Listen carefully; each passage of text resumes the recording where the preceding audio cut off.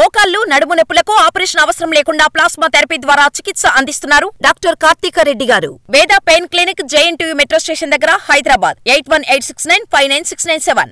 గంజాయి తరలిస్తున్న ముఠాలను వెంటాడుతున్న పోలీసులు ఇకపై మరింత జాగ్రత్తగా ఉండాల్సిందే. ఎందుకంటే గంజాయి గ్యాంగులకు తుపాకులు కూడా అందుతున్నాయి. తాజాగా ఉత్తరప్రదేశ్ కు చెందిన ఓ గంజాయి గ్యాంగ్ ను పట్టుకున్న పోలీసులు షాక్ అయ్యారు. ఎందుకంటే ఆ ముఠా దగ్గర తుపాకీ దొరికింది. కాల్పులు కూడా జరిగాయన్న ప్రచారం సాగింది. పోలీసులైతే కాల్పులేవి జరగలేదని అంటున్నారు. కానీ ఆ ముఠాలకు తుపాకులు ఎక్కడి నుంచి వస్తున్నాయి, ఏ ఉద్దేశంతో తుపాకీ వెంట తీసుకువెళ్తున్నారు? Let's watch. హైదరాబాద్ మీదుగా గంజాయి అక్రమ రవాణా కొనసాగుతూనే ఉంది. పోలీసుల నిఘాను తప్పించుకుని హైదరాబాద్ మీదుగా ఇతర రాష్ట్రాలకు సులభంగా గంజాయిని రవాణా చేస్తున్నారు. తాజాగా నగరం మీదుగా ఉత్తరప్రదేశ్, ముంబై ప్రాంతాలకు కారులో గంజాయి తరలిస్తుండగా పోలీసులకు పట్టుబడింది ఓ ముఠా.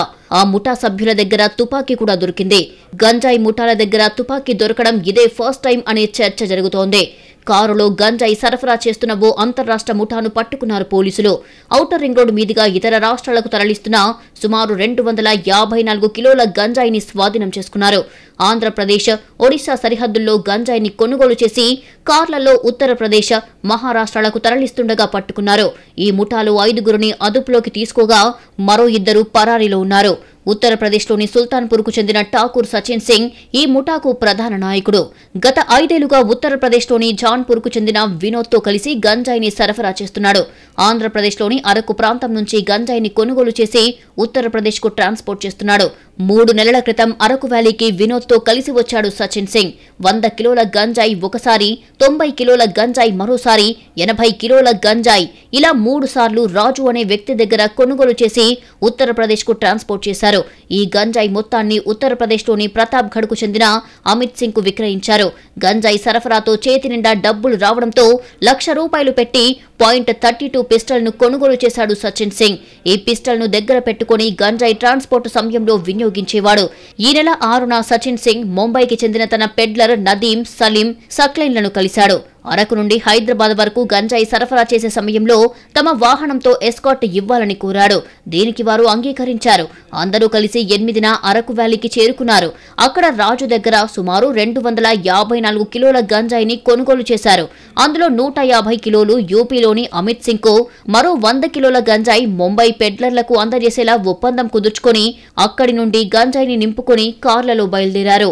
ముంబై పెడ్లర్లంతా ఒక కారులో ఎస్కార్ట్ చేస్తూ వెనకాల సచిన్ సింగ్ తన గ్యాంగ్ తో మరో కారులో గంజాయితో బయలుదేరారు. హైదరాబాద్ ఔటర్ రింగ్ రోడ్డు మీదుగా మహారాష్ట్ర, ఉత్తరప్రదేశ్ వెళ్లడానికి ప్లాన్ చేశారు. ORR వద్దకు వచ్చాక ముంబైకి చెందిన పెడ్లర్లకు 100 కిలోల గంజాయిని ఇచ్చేందుకు గాను సర్వీస్ రోడ్డులో గంజాయి ప్యాకెట్లను షిఫ్ట్ చేస్తున్నారు. దీనికి సంబంధించిన సమాచారం అందుకున్న సైబరాబాద్ ఎస్పోటీ రాజేంద్రనగర్ పోలీసులు రైడ్ చేశారు.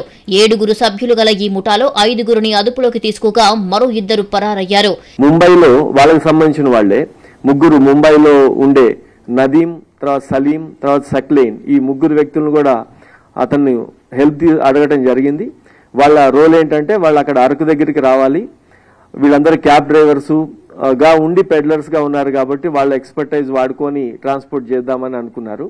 దాంట్లో భాగంగానే వాళ్ళని రమ్మంటే వాళ్ళు 7th రోజు విజయవాడకి ముంబై నుంచి వీళ్ళు 3 వస్తారు.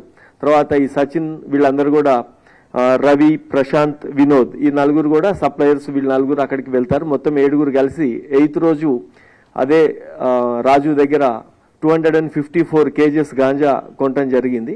ఈ ముఠా నుంచి 88 లక్షల రూపాయల విలువైన గంజాయితో పాటు ఒక పిస్టల్, 2 కార్లు, 7 సెల్ ఫోన్లను స్వాధీనం చేసుకున్నారు.